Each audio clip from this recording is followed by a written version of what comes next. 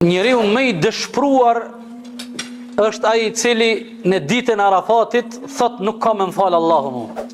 Në këtë ditën e Arafatit Allahu te baraka ve taala zbret në qiellin e kësaj dunjaje, nuk ka ndonjë ditë brenda krejt ditëve të vitit që Allahu amneston prej zjarrit të xhenemit më shumë njerëz se sa në ditën e Arafatit. Dikush prej muslimanëve të mirë, prej selefit ka thonë njeriu më I dëshpruar është ai I cili në ditën e Arafatit thot nuk ka më fal Allahu mua.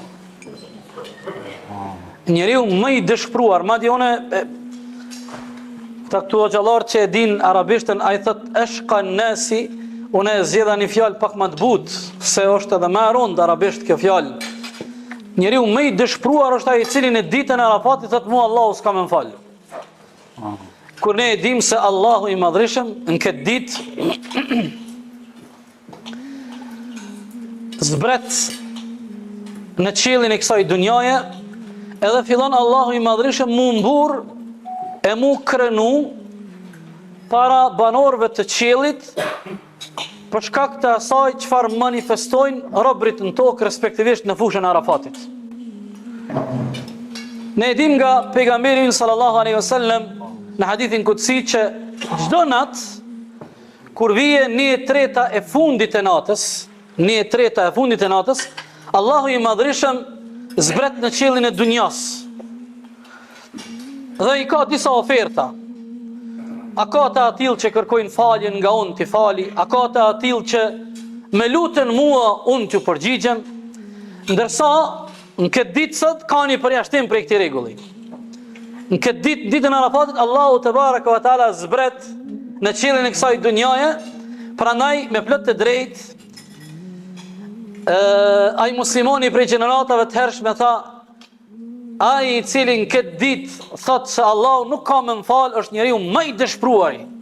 Njeriu më I dëshpruar në botë, se në këtë ditë Allahu te baraka ve taala faljen e tij e derdh pa limit. Mëshirën e tij e shpërndan gjithandej. Çfarë thot pejgamberi alayhis salam? Thot ai I cili agjeron ditën e Arafatit, Allahu do t'ja fal mëkatet e vitit të kaluar dhe mëkatet e vitit I cili vjen. Sikur në hadithin tjetër thot pejgamberi alayhis salam, hadithin e Imam Muslimit, nuk ka ndonjë ditë brenda krejt ditëve të vitit që Allahu amneston prej zjarrit të xhenemit më shumë njerëz se sa në ditën e Arafatit. Thot Sefer Hawali, dita e Arafatit është dita e fitoreve. Thot dita e Arafatit është dita kur kanë dështu shumë komplote dhe kurtha që dashakçit kanë provu me I thurr kundër muslimanëve. Thot a mendoni që Allahu nuk ju përgjigjet miliona njerëzve të mirë në ditën e Arafatit? A mendoni që Allahu I lën duar bash e duar thot krejt ata njerëz, anë mesin aty në miliona njerëzve nuk ka një njeri I mirë që Allahu nuk e pranon lutjen e tij? Kjo është çmenduri, kështu njeriu më mendon, kjo është çmenduri. Sigurisht se ka ma shumë se sa një njeri të mirë që I drejton Allahut në këtë ditë të madhe. Cila është mundësia ne me përjetu Arafatin çdo ditë? Mundësia është mu ndalë te kufit e Allahut. Kur ne I respektojmë halalin dhe haramin, kjo është Arafat për ne.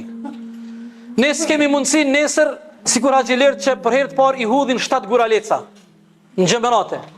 Nëse na nuk kemi mundësi nesër me gjujt shejtanin në mënyrë simbolike me guraleca, na kemi mundësinë pej sot me gjujt shejtanin. Edhe nesër e kemi mundësinë tim pej, apo në Mitrovica, apo kujto që edhe mbas nesër.